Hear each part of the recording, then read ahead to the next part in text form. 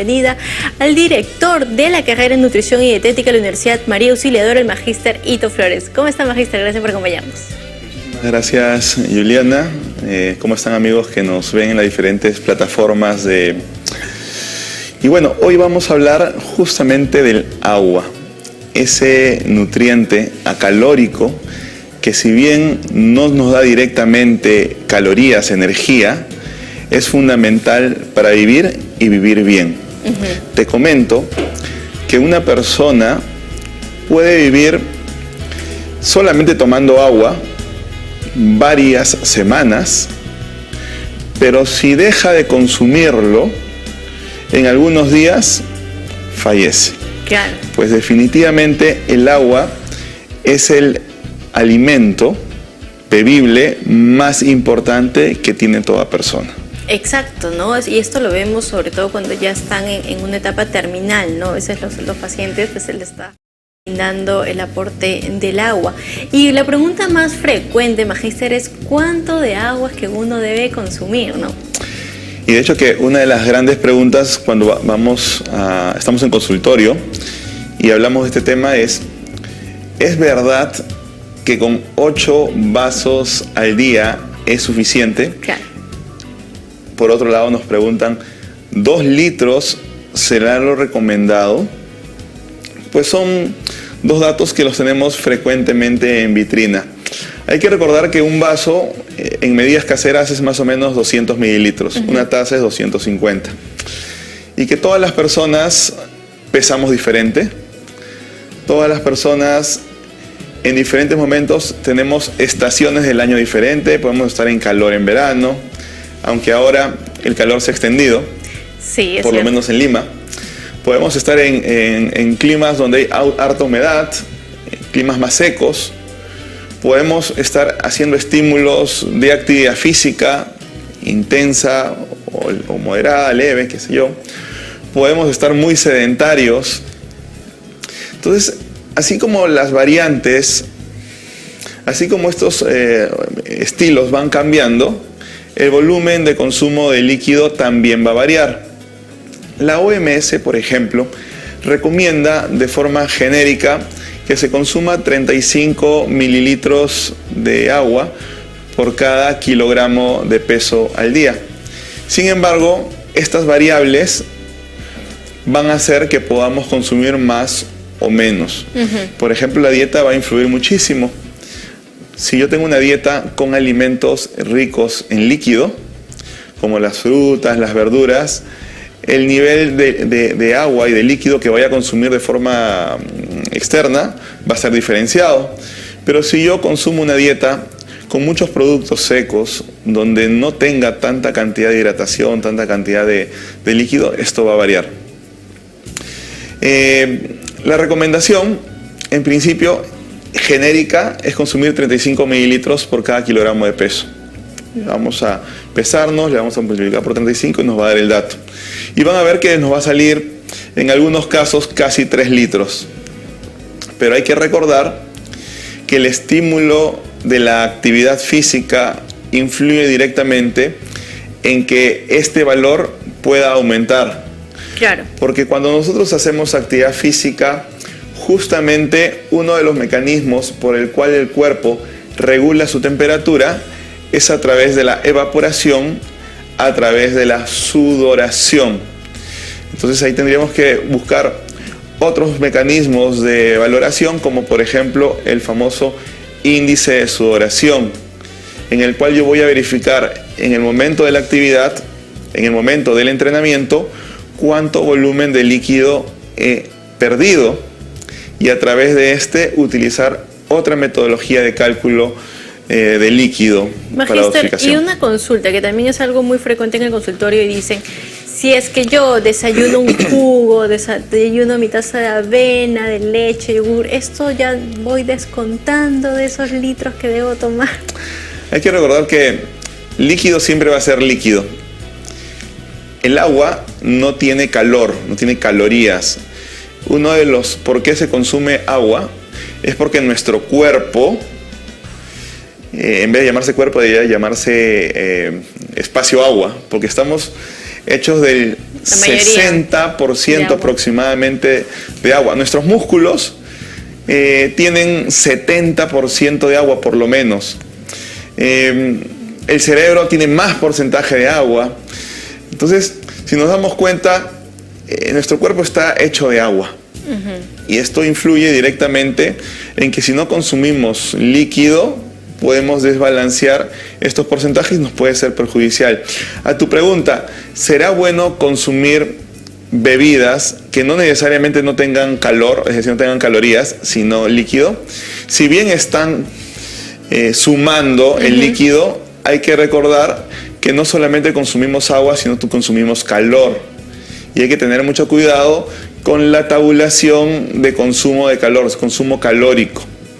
Siempre es recomendable en todos los momentos de comida acompañarlos de agua pura para poder equilibrar justamente el calor que vamos a consumir producto de los alimentos. Por una norma general también se dice que debemos consumir 1 mililitro de agua por cada kilocaloría consumida, de tal manera que tengamos un equilibrio. Perfecto. Magíster, nos están haciendo una consulta por medio de las redes y nos dice Alejandro, doctor, ¿qué diferencia hay entre el agua mineral y el agua potable? Y justo una pregunta también clásica de consultorio es los diferentes tipos de agua, sí, ¿correcto? Ahora, hay que recordar que si bien el agua del grifo, el agua potable, es purificada por el órgano competente, en todo este proceso hasta llegar a nuestras casas puede haberse contaminado y no sería apta para consumo humano. Sin embargo, el agua que de por sí está embotellada ya pasó por un proceso de purificación, de inocuidad, y que va a hacer justamente que no tengamos problemas hacia la salud. Yo siempre recomiendo que en las casas tengamos un filtro de agua, por ejemplo. Es una forma muy sencilla y muy fácil de poder controlar esas microimpurezas que podrían venir por el conducto regular de los grifos. Por otro lado, hay que recordar, amigos, que alimentos tienen agua. Porque no es solamente tomar agua todos los días, porque también el exceso de agua, así como es muy benéfico, lo normal, la deficiencia y el exceso son perjudiciales. Claro. Hay que tener en cuenta que dentro de las variantes de alimentos que consumimos durante todo el día, debemos verificar que los alimentos contengan líquido en todos los momentos de comida. Y una de las formas más sencillas de poder controlar que los alimentos tienen líquido durante todos los tiempos de comida es consumiendo justamente frutas y verduras. Perfecto. Doctor, otra consulta que nos están haciendo, nos dicen, ¿las bebidas isotónicas se absorben más que el agua común? Y vamos a hablar en algún momento sobre bebidas deportivas. Y ahí vamos a ver la diferencia. Pero les voy comentando. Cuando las bebidas tienen, por ejemplo, sal, la sal me va, ¿qué cosa?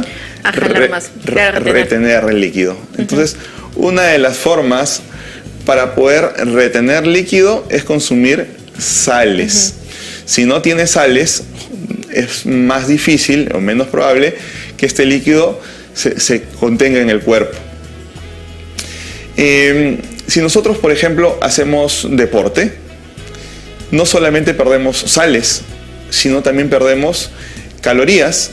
Entonces nuestra bebida deportiva, ¿qué debería tener? Debería tener energía a través de carbohidratos simples de alta glicemia y debería tener las sales que estoy perdiendo durante el momento de la actividad.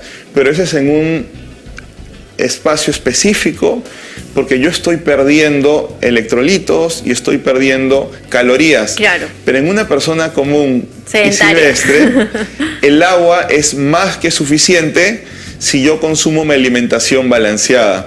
Y eso es lo que yo le digo a todos mis pacientes. Agua es suficiente si mi alimentación es correcta. Pero si yo hago un estímulo diferente, como la actividad física, donde necesito cubrir otros gastos, puede ir bebidas con algo de calorías y bebidas con electrolitos extra, que no es el caso de la mayoría de personas. Claro, otra consulta que nos han dejado es, si es que no me gusta el agua tal cual, ¿puedo cambiar o puedo consumir el agua con gas? El gas como tal me puede complicar detalles como la parte dental, ósea, ustedes saben. Sin embargo, es una opción de iniciación o de apertura al inicio del consumo de líquido. Por ejemplo, hay personas que consumen mucha gaseosa. Claro. Entonces, ¿cómo dejar de tomar la gaseosa? Una buena opción es cambiar todo lo no tan bueno que tiene la gaseosa por el agua con gas. Sí. De tal manera que poco a poco vayamos migrando hasta llegar al agua limpia. Y también acá otra consulta que nos han dejado es si usted recomienda tomar agua de Jamaica. Ahora se ha puesto de moda el agua de Jamaica, a lo del Chavo del 8. Sí. Y en realidad todos los líquidos de frutas son buenos. Una cosa es tener el líquido el azúcar de la fruta natural y otra cosa es agregar azúcar extra al jugo. Pero por ejemplo una limonada, un jugo de Jamaica, un jugo de tamarindo, un jugo de cocona, de maracuyá, va a ir bastante bien, pero siempre controlando el volumen de azúcar.